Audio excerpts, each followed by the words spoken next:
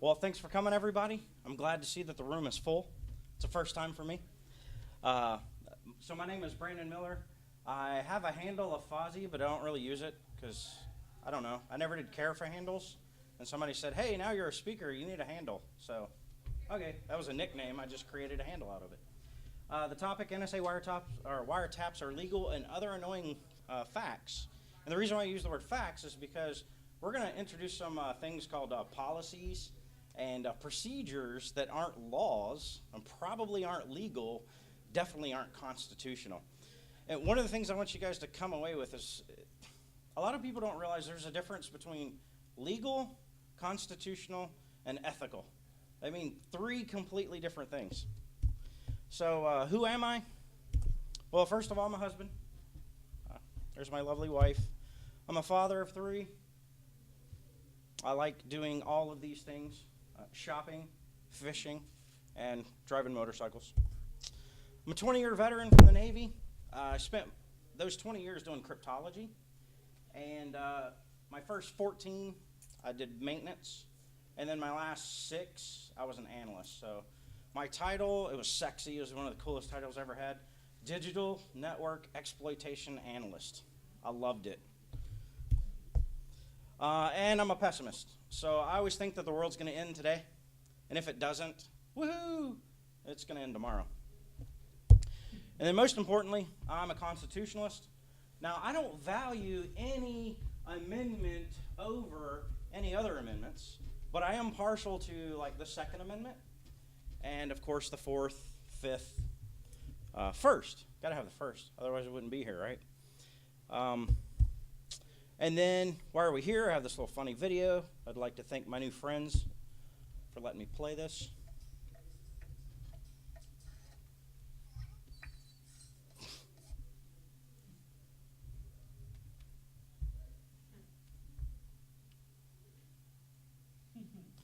But yeah, so recently these guys have gotten a bad rap. And one of the things, if you ever research the NSA, it's not just recently. These guys have had a bad rap for a long time. So has Department of Justice, which I always usually do air quotes.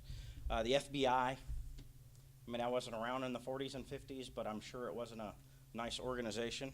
I can only say that from my experience in history. But, yeah, let your imagination go. Now, I always like to start in the past, tell a story, and then bring you up to the present. And this talk is a little bit different than most of the talks I do. I heavily cite everything. And the reason is I don't want anybody to think I'm making this stuff up, because it's going to blow your mind without me making it up. The U.S. Constitution, obviously, is one of my favorite documents. It is supposed to be the law of the land, what rules all other laws, right? And I'll talk to you why that isn't really applicable. But it set up 3 branches of the government: legislative, executive, and judicial. Nothing new. So legislative branch, 2 houses, right? House of Representatives and the Senate. Interesting little side note here. Most states, up until 1919, the governors hand-selected their senator. So we didn't have direct elections until I think it was the 17th Amendment in 1919. So that's something I didn't know. Figured that out whenever I was doing the research for this. But here's their purpose: create laws, declare war, and the third one, a budget. That's their only 3 things they're supposed to be doing. And they get 2 of the 3 most of the time. Executive branch, headed by the president, acts as commander-in-chief, the chief executive, meaning he runs the executive branch, and then the chief diplomat. I interlace what I think are funny little cartoons here and there. So, yes, we can, or in this case, yes, we scan. Judicial branch. So this, according to the Constitution, is only supposed to be a set of federal judges. It sets up the original jurisdiction of the Supreme Court, not necessarily their subordinate courts, and it establishes the appellate jurisdiction. One of the cool things I discovered about this is the Supreme Court can also act as judge and jury against our ambassadors. So they get their reprimanding from the Supreme Court. We have never had to use that, from what I understand, but I think that's kind of a little cool. My wife and I, we homeschool, and this is out of a textbook that we were going to buy and decided not to buy it. And this just goes to show you that you should be reading all your textbooks that your kids bring home. And it's little nuances, but little nuances that compounded over time become big issues. And I don't know if you can see it back there, but the Judicial Branch at the bottom, it says the Supreme Court interprets laws. That is absolutely false. It's like not even close to being true. The Executive Branch, the President's branch, actually is who interprets laws. The purpose of the Judicial Branch is to determine if their interpretation is constitutional. So it's a slight nuance, but it has huge implications. And I'll show you some more of those. So now that we've talked about the U.S. Constitution, let's talk about the Bill of Rights, specifically the fourth, because we're talking about the NSA, right? So most people, interestingly enough, I just told you I was 20 years in the Navy. A couple of months before I retired, I went around and started talking to all the sailors that worked for me about the Constitution. And what I discovered is out of about 60 sailors that I had direct influence over, 5 had actually read the Constitution and the Bill of Rights. This is pretty sad because one of the things we do every few years is raise our hand and swear that we're going to uphold and defend the Constitution. Yet no one read it. So that's kind of scary. How many people in here have actually read the Constitution? Yeah, there we go. That's what I get a lot of. Well, we touched on it in school once. Yeah. Yeah, the Bill of Rights. Absolutely. It's a lot shorter, easier to read. Not as easy to interpret. One of my other examples is the Bill of Rights and how it's easy, but people have a difficult time with it, is the Second Amendment. Once again, I'm pro-second. You can probably tell that. But if you want to interpret what a document said that's from the 1700s, don't read it in today's language. Actually go back to the people that wrote it. So the co-author of the Second Amendment was some guy named George Mason. I don't know. Seems kind of important, but whatever. So George Mason, whenever he wrote the Second Amendment, he had to go back to the Continental Congress and actually sell it to them. Because not everyone believed that we should have a Bill of Rights. Those 10 amendments were harder for them to actually agree upon than the Constitution itself. So there was fights in some instances, a lot of arguments. So he had to sell it. And then after he sold Congress, he actually traveled all the southern states and tried to sell it there. Spoke to the different houses, senates from the different states. And one of the quotes that he says is, someone asked him in Virginia, his home state, who is the militia? And his answer was, that's a simple answer. The militia is all free men with the exception of elected officials. Why are we debating it today? If that was the intent of the guy that wrote it, and he sold it, all states, not just southern states, then why do we debate it? Or why do we hold that one different from any other constitutional right?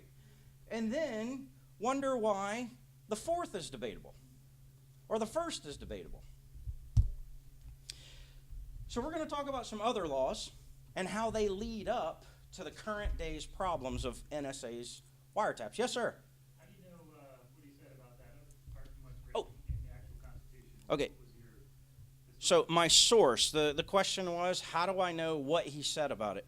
The part that you missed coming in slightly late was for everything, and I didn't source this, I'm sorry, is that every time I talk about something, I have a first-hand source. So you can actually go online to the Virginia Senate, their ratification talks, and you can actually read the question and answer sessions. At that time, it was kind of like the British Parliament, where you had one guy standing up front and everybody's throwing questions at him, and he's answering the questions. So if you actually go back to the accounting, of that meeting, that's where I got it from. So, and that's what I'm saying. It's not like some guy made it up. This is the official record. So, and he did that in other states too. Georgia had a big question at the time. So War Powers Resolution, 1973, what was ending in 1973? Vietnam War. Vietnam War, yeah. So Nixon was not a popular guy, not just because of his other stuff, but because of his support to the Vietnam War. So what Congress did was said, now the Constitution says this guy's in charge of the Army, but we need to limit his constitutional rights. So they created this actual legislation. It limited the powers of the commander-in-chief to 60 days of actual combat and 30 days of coming back home. So you can only fight a war 90 days at a time. By law. So this law, FISA Act, 1978. This law has been around for a long time. Basically, after several projects, the FBI basically was doing a lot of things, collecting on our own citizens. I mean, JFK had a file for a while. Martin Luther King had a file. I mean, anybody that the FBI thought was an issue, they had a file on. Well, that was directly against our constitutional rights. So they came up with this law. What it did was it set up criteria for electronic surveillance, physical searches, something called PIN registers, which I'll explain in a minute, and then reporting requirements. And the reporting requirements are pretty interesting. It actually states that for the NSA, they have to report all activities, all collection activities, to two different parts of the government. Well, one part actually, legislative, but both branches. So that's kind of interesting, and that'll come up again. FISA went on to create this court. At that time, it was 9 federal judges. Now it's 11. The FISA Amendment Act, I'm going to tell you about in a little bit. That one's really fun. It said that the president can authorize wiretaps of foreign entities via the Attorney General. So at that time, if you could prove that someone was a foreigner, it didn't even require a judge. The Attorney General could go ahead and write the warrant. The status of wiretaps must be reported to the House Permanent Select Committee on Intelligence and the Senate Select Committee on Intelligence. Any member can go to either one of these, right? If you're a senator, you can go to the Senate Select Committee on Intelligence. The problem is, all elected officials at that level have a secret clearance. These presentations are top secret. And if you go to a presentation and get read in, you're not allowed to debate even the idea or the merit on the open floor. So usually the only people that go are the people that are on the panels, because then you can't talk about it. You can't talk about budgetary requirements or restrictions. So most people don't go. They'd rather argue about it on TV and win points than actually understand what's going on.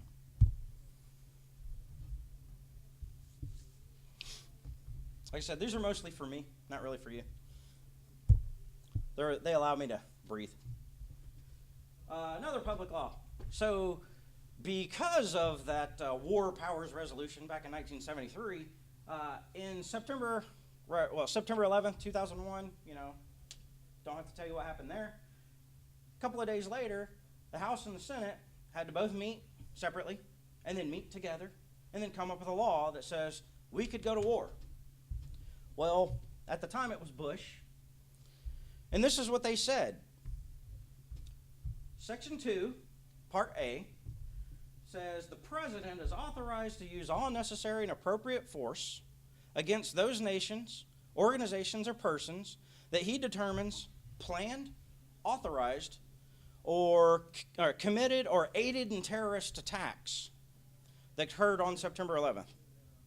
So the problem with the way they wrote this is in perpetuity. They never set a clause or voted on anything that said when this ended. Now Bush jumped on this immediately, and he said, our war is not on Afghanistan, even though they're the ones that really train these guys. It's not on Iraq. It's on terrorism. So by declaring war on an idea, this could last forever until Congress gets together and agrees that it needs to end. That was a little tricky. Every other major conflict we had, there was also always some kind of exit strategy. The next law, this is my favorite one by far, the USA Patriot Act. Now, whenever you read what it says, uniting and strengthening America by providing appropriate tools required to intercept and obstruct terrorism. America! Yeah, it kind of makes you feel good, doesn't it? Except that it's written so that your child could be arrested at any moment. Here's some of the excerpts. I specifically target Section 2. Section 2 was so poorly written and so cutting edge, as the writers actually wrote, that they put something called a sunset provision in it. In other words, in 5 years, we're going to have to revote because so many people are pissed off, and this is such a bad idea, we're going to go ahead and limit the time on this section of the law. So it's what allows things like intercepts of wireless or wire, oral, and electronic communications. Sounds good. One of my favorite ones, 206, Roving Surveillance Authority. We'll talk about a little bit more in depth. I picked 3 of these. Oh, by the way, there's a second section to Section 2, and these are just as asinine. So what I did was I just keyed in on 3 that are just really poorly written and are the reason why NSA is in the trouble it's in today. So, in layman's terms, what does it say?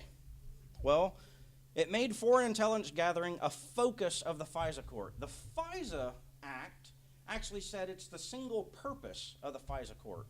Well, here, they've burdened the FISA court with several other issues. That's why they added a couple of more judges, right? It had good purpose. The purpose was actually to break down a lot of the barriers that they later said were misunderstandings between the FBI and the NSA. So prior to this, if the NSA collected something and that person, that bad guy, stepped foot on U.S. soil, he was considered an American, a U.S. entity. So they had to drop collection. And what was worse, they were allowed to call the FBI, but not tell them how they got the information. They could only tell them who the person was and how they entered the U.S. By the time that exchange happened, the person was usually gone. They no longer had to prove that a foreign entity was not a U.S. citizen. Prior to the USA Patriot Act, you had to go in to the judge, to the FISA court, and say, here's my proof this is not a U.S. person. Can we now collect on this person? They would always say yes. If you said, we speculate, they would just kick you right out. It allows any federal judge to issue warrants for terrorism investigations. So it used to be that NSA would go to the FISA court, they would ask for permission to collect on someone. If that person then came to America, they would start all their little backwater stuff. They would call the Attorney General, and then the Attorney General would authorize collections. Well, at this point, they said, we need to free that up. We need to, tear that wall down. So we'll just give any federal judge the ability to issue these warrants. The problem is the FBI doesn't have to give the judge all the information because all federal judges are not cleared. They have no security clearance. So if your evidence is classified, you can either wait to clear them, or you can have an executive order to clear them, or you can just say, hey, trust me, judge. And that's really what's happening. And then it protects telecom companies from lawsuits for participating with the government or being strong-armed, right? So yeah, I'm interested in your share everything plan. Not your family plan, but your share everything plan. So here's my specific red flags. These are the 3 things I'm really focusing on. Number 1, USA Patriot Act allows sneak and peek search warrants. And what these are is the FBI says, I don't have enough evidence to get a search warrant, but this person is involved in terrorist activities. Well, all these rights stop, all this process stops, and you go under this other process. You ask the judge, can I get a sneak and peek warrant? We won't take anything, honest. So the judge writes the warrant, any federal judge. Of course, there are some that are more friendly than others. The FBI is now allowed to go into your home or your business, search for any incriminating evidence, take that back to the judge, and get an actual warrant. What's bad about this is they don't even have to tell you they did it. So there's people in your house or in your business without your knowledge. and they're collecting evidence against you. They also allow for roving wiretaps. Whenever NSA or FBI wanted to do collection against someone, they actually had to say, your carrier for cell phone is Verizon, your home phone is AT&T, and that's what the warrant would say, was you can collect on this person's content on their carrier of Verizon and AT&T. Well, now it just says you can collect on this person regardless of how they're communicating or who their carrier is. So the reason for this, and once again, all this is rooted in the idea I'm doing something good. If I'm a bad guy and I'm using a cell phone, what's the likelihood that 30 days from now I'm going to be using that same cell phone? I'm going to drop it in the trash after I make contact. I'm going to go to 7-Eleven. I'm going to buy a new cell phone on a different carrier. Well, the thinking behind this was if you buy the new cell phone, in the old days you'd have to go get another warrant for that cell phone. Well, now you don't have to, right? You're actually targeting the person regardless of how they're communicating. And then the third one allows FBI orders requiring any document requested for a terrorism case to be turned over. So without a warrant, they can actually come to your house and say, you're suspected of terrorism. We're not going to tell you who turned you in, and we don't really think you are, but we want all your computers, we want all your paper. We'll sort through it and return it back to you, we promise, if you're not bad. So, like I said, this is not really an issue because there's a sunset clause, right? Congress was smart enough to say, 5 years from now, these all go away. Except, thank you, representative from Louisiana, who writes the Patriot Sunset Extension Act of 2011, and thank you, Congress, for voting this back in with no changes.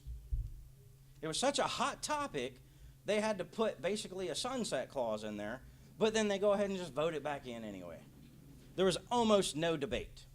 And it's for 5 more years. So there's now a sunset clause to the sunset clause to the crappy law. So, we've talked about, how Congress is screwing everything up. Let's talk about what the courts say. So, if you work for any type of organization that requires any kind of collection, you're going to get training on this next section. Katz versus U.S., 1967. Katz was a bookie, lived in L.A. He liked to use payphones to make calls to his other bookie friends in New York City and Miami. Well, the feds, they want to know what this guy's saying. So what they do is they put this little device called a pin register. Or I'm sorry, at this time they collected it. They actually put a recorder on the phones. Whoever picked it up, they would record the content. Well, they roll him. They send him to prison. He appeals. The U.S. Supreme Court gets it, and what they say is this. Anytime you're going after the content, what's being said, you have to have a wiretap issued by a judge. Let the guy out. A few years later, this dude Smith, who's a really bad guy, lives in Baltimore, Maryland. He decides, I don't want to have a job. I just want to steal from people. So he follows this lady for a little while. He follows her to her house. He breaks in. He beats her up. He rapes her. He steals her stuff. Well, because he's a total jerk, that's not good enough for him. Whenever he gets home, he decides, I'm going to start calling this lady just because I'm mean.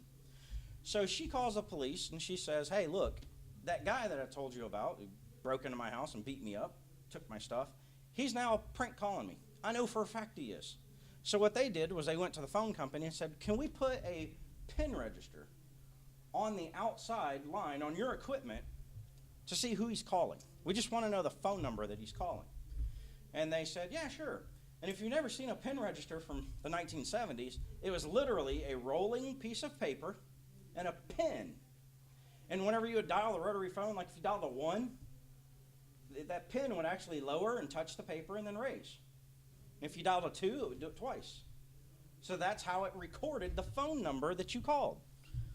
So Smith kept calling this lady, giving her threats. They have his phone number, right? They have her phone number. And they go arrest the guy. So he goes to prison. He appeals. Supreme Court hears it, and what they say is this: the use of a PIN register to collect metadata is not required of a warrant. So this is the first time the use of the word metadata has ever been used by the U.S. courts. And they actually went far enough to define metadata. And their definition was anything that's not content. So if it's signaling of any type, that's collectible. Then they went on to say, beyond that, there's this whole idea of a third party involved. So it's not really Smith calling this poor lady. It's Smith giving all of his information to a third party, in this case the telephone company, and then they relay the information to the lady. It's just like if I tell my wife, hey, I murdered someone, I'm protected under the Fifth Amendment. She can invoke the Fifth Amendment if she wants. I assume that my discussion with her is private, right? If I talk her into doing it, she can do it. She doesn't have to incriminate me. But then if I tell Bob is not protected under the law. Bob's responsibility is to actually report me. So that's that third party concept. It's been here since the beginning of our country. It's just never been used in this manner. So all that to say, this became legal. They didn't need a warrant. More rulings, a little bit more modern. Mayfield versus the U.S., Ninth Circuit Court of Appeal. Whenever this came out, I cheered, okay? It actually struck down 2 of those 3 red flags that I talked about. The problem is 2 years later, well, as soon as the ruling came out, the U.S. appealed. 2 years later, it went back to the same court with the same justices, actually said, you know what? You were more convincing this time. We'll overrule our argument.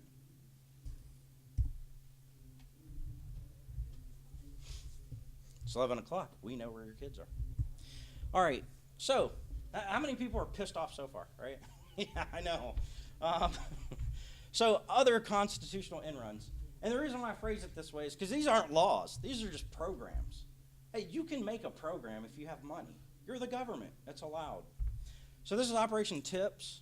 It was a domestic intelligence gathering program run by the Department of Justice. It created a reporting mechanism for private citizens who have access to your private space to report you, even if it's in the line of duty. Now, before this program, there were specific laws that said if you're acting as an agent of the government, you are now a government official. So they had to get a warrant. This program made an end run around that. So basically, I'm a plumber. You invite me into your home because I'm going to fix your plumbing, under your sink or something. I walk in, and I look over on your table, and I see, I don't know, something that looks like plastic explosive. Could be Play-Doh. I don't know.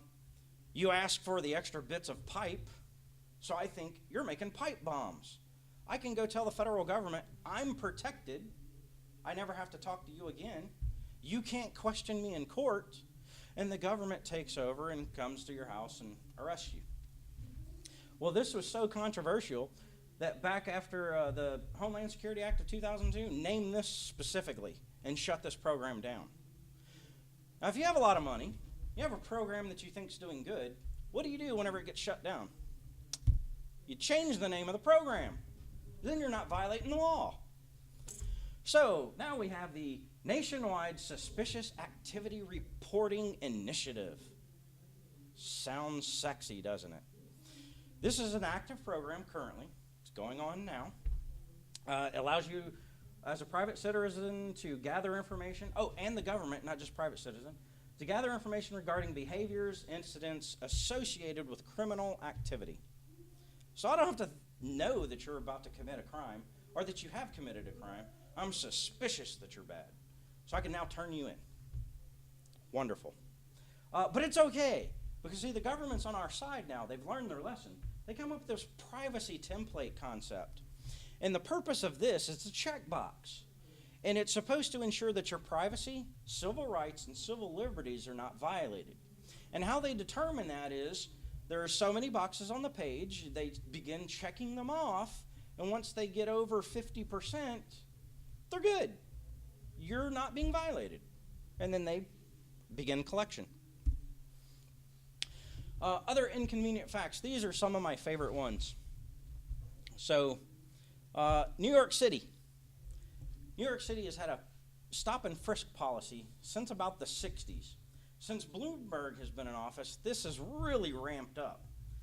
And what they've done was they've told police officers, this is, by the way, a page out of the police officer training manual, and they said if you see anyone exhibiting these tendencies, you are allowed to handcuff them and frisk them. And by the way, if you find something incriminating, that can be used against them in a court of law. Let's talk about some of these. All right, number one, asymmetrical gait. It's a fact that anyone that has a gun hidden on their hip, in their pocket, or on some side of their body, that at some point they're going to shorten their gait on that side to compensate for that big heavy object being there. Now, I had a motorcycle wreck in 2006. After about noon, my leg starts to hurt. I limp. In police lingo, that's an asymmetrical gait. So if I'm walking in New York City after 12 o'clock, I can actually be detained, handcuffed, and searched. Let's look at another one. Hey, if you have a hidden gun, there is a propensity to shift that side of your body away from any law enforcement officer. So if you don't want to run into a cop and you turn to the side, you must have a gun on that side. Now, I can handcuff you, I can search you, and I can use whatever I find against you. Another program, Trespass Affidavit Program, started in New York. What it says is, hey, if somebody owns a building, they can put up a little paper sign that says, hey, the cops can search you anytime they want. And then you just register with the police department, and you're good. Cops can go onto your property anytime they want. They can search anybody they want, as long as they're not in their domicile. If they're in the hallway or on the property, they're screwed. So whenever I read this, I was like, surely this is not a thing. So within about 30 seconds, I found out that New York, Albany, Tampa, and Irving, Texas, all have the same programs. At least the other 3 cities, they actually have an official sign. It can't just be handwritten. These guys right here, there's 2 cases in the city of New York where they said, you know what, this stop and frisk policy, this is crazy. One kid from the age of 16 to 18 was stopped 68 times on his way home from school, right? So what the judge said was, you know what? This is a federal judge, by the way. You're right. The city is liable for violation of your 4th and 14th Amendment. But you know what? We need to pay you. Equity is warranted. That means pay. But the public interest, it's not deserved by a permanent injunction. So what I'm going to do is specifically these guys that are named, Floyd in their group, and then Ligon in their group, you can no longer stop them. That's harassment. But we're going to let the policy go. So to this day, a federal judge, now with the weight of the Supreme Court, because the Supreme Court chose not to hear it, says this is legal. You just can't do it too many times with the same person.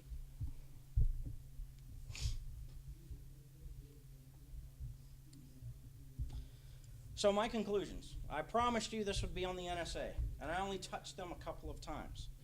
But this is my whole shtick here. So all of our efforts and all of our blame is going to the NSA. Whenever it comes down to it, the director of the NSA is getting orders from somewhere.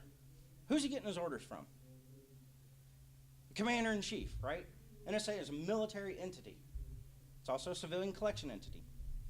So, one of the other things before I forget, one of the dumbest questions I ever heard, was anybody at Black Hat this year? Dernza, have you ever read the Constitution? Yes. The guy's had constitutional classes. He's read it several times. And what's worse is he actually has a lawyer, or actually a team of lawyers, that the Attorney General hand selects and puts in NSA. And anytime he wants to do something, he doesn't just pick up the phone and say, hey, go collect on Bob down the road. I don't like Bob. He actually has to go to these lawyers and say, can I do this? And they all huddle together and they talk about the Constitution, talk about laws, and talk about other programs that they've experienced, and then they turn around and thumbs up, you're good. So then he goes and sets up the program. All right? What about Congress? I just showed you like 7 laws that suck. In Congress, there's never blame on them. Oh, they get around and debate and they're doing the best thing for us. Screw Congress. They're screwing us. Okay, what about the legal system? That's the last check of the checks and balances, right? Well, I just showed you examples where the legal system says that's unconstitutional, but you don't have to stop. Oh, you got to pay them. A couple of $1 million, by the way. So how do we fix this? Did anybody know that there was a march sponsored by the EFF and like 100 other rights agencies today? Yeah, it started like 11:30. They gathered, they marched down to the Capitol, turned over, I think last number was like 571,000 signatures. On Friday, they actually led an effort. It was a couple of thousand people, I don't remember how many, but they actually told them, go talk to your congressman. Here's where they're located, both House Representatives and Senators, and here's what you say. They gave them scripts, and then all these people dispersed. Beautiful. So we just had 2,000 lobbyists on Friday. That's wonderful. Talk to your elected officials often. Mine, I can tell you from experience, hates me. And here's the reason. I question them all the time. What's your stance on A? What's your stance on B? What do we do about C? One of the things he told me was, please stop calling. All right? We agree on everything that you've ever called me about. So I said, okay, well, what do I tell other people? And he said, well, tell them don't call, to be honest with you. Because for us to actually pay attention to a call, it's going to take you calling several hundred times. I said, okay, well, they send an email? No. It takes you about 30 seconds to write an email and hit send. You don't even have to think about what you're writing. You just, I'm angry. I write it, I hit send, it goes off, whatever. Do you write a letter? No. Because the letters have to go off site and be irradiated. It could take up to 2 months to get to them. I'm like, well, then what do people do? He said, well, this is embarrassing. But the best thing you can do is fax something. I was like, fax? That sucks. Who has a fax machine? Right. So you wrote something. You had to go find a fax machine. It's painful to find a fax machine. Fax comes into my office. I read it. I read it before most of my email. Wow. One of the things he said, and I verified this with my senator, my elected official won by 200 votes. I'm one angry guy. If I can get 199 other people, he just lost in his mind. My senator won by almost 20,000 votes. If I get 200 people, he still doesn't answer my phone call, right? So I went to my senator. I was like, obviously this can't be right. He said, well, actually, it's not 100%. We use a formula. So we look you up. If you're actually registered to vote, then you get a little bit more weight. So you don't have to have 200 people. And I was like, oh, so if I get like 100 registered people? No, because I won by 20,000 votes. I'm like, well, my representative said your representative won by 200. Now I get the concept. If you like this at all or want to know more, one of the things I say is this presentation here was actually given by DerbyCon by a law student at Indiana University, and it was amazing. It's how to fight a war without actually starting one, and it's all about basically the asininity that is our system, but on an international scale. Things like the word law or rule of law. Actually, there's no concept of rule of law.